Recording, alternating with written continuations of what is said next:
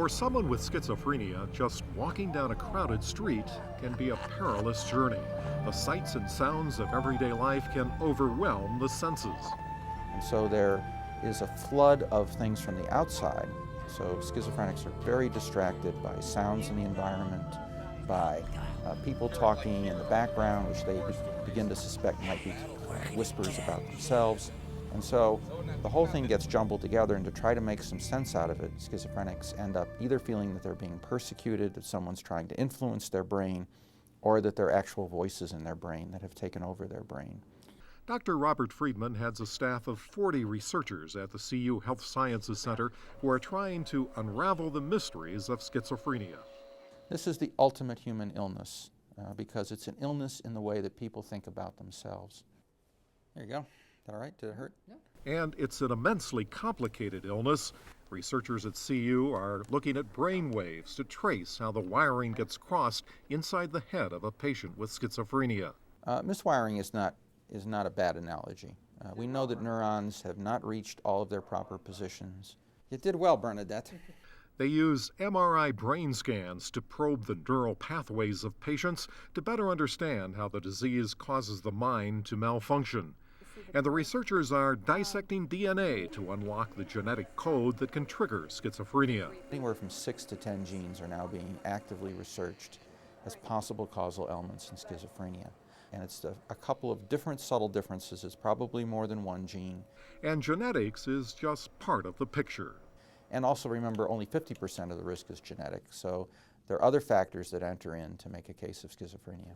Factors like prenatal care, viral infections perhaps, and minor brain injuries. We're hopeful in the long run that things like better prenatal care, which protects the head before birth, better attention to head protection after birth, which includes fighting infections and bicycle helmets and skiing helmets, and all those good things will protect people's brains so that the risk of these brain illnesses like schizophrenia and other brain illnesses as well will decrease. One surprising but promising area of research is nicotine. When we were with John Ratliff in San Francisco, he smoked constantly. In fact, 80% of schizophrenics are smokers. It's a form of self-medication. It's not very effective. The effect is extremely brief.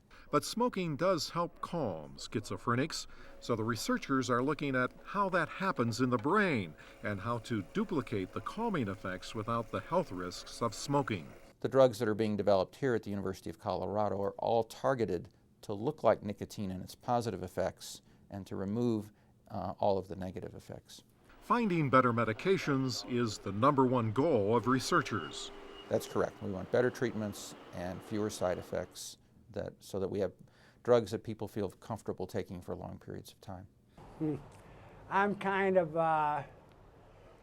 leery of medications. Like John Ratliff, many people with schizophrenia refuse to take medication because of the debilitating side effects.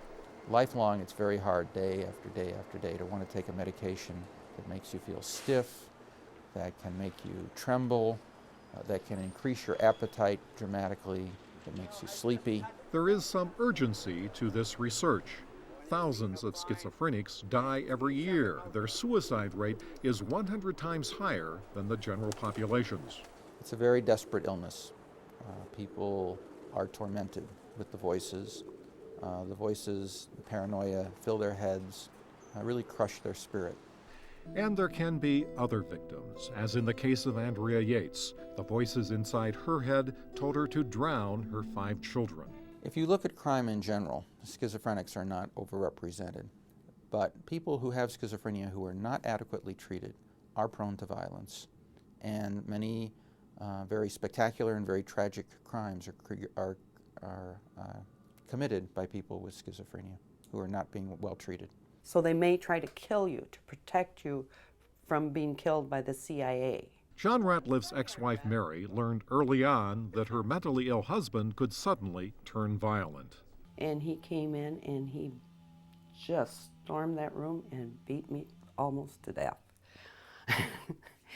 I've also carried some fear, from him. When he had his breakdown, was somewhat violent. Despite the fear, John Ratliff says she still loves her father and misses him. I would do anything for one hug. It's difficult for Chrissa and her brothers to talk about their father, but they're willing to bear the pain so people will have a better understanding of this illness. I mean, it's the first step. With awareness, maybe we can have compassion and understanding and empathy. And maybe from that, something will develop. It's a disease. It's not a choice. Back at the University of Colorado Health Sciences Center, researchers are hoping for more funding. They say schizophrenia deserves more attention since it's such a devastating and common illness. It afflicts about 1% of the population, more than 2 million Americans. On the one hand, things look pretty good in Colorado in terms of what we're capable of doing. On the other hand, the underfunding is still dramatic, and so we could do more given the tools we have today, as well as continuing to develop new tools for the future. While Friedman says they've made enormous progress in understanding schizophrenia, much work remains to be done. A cure is not on the horizon.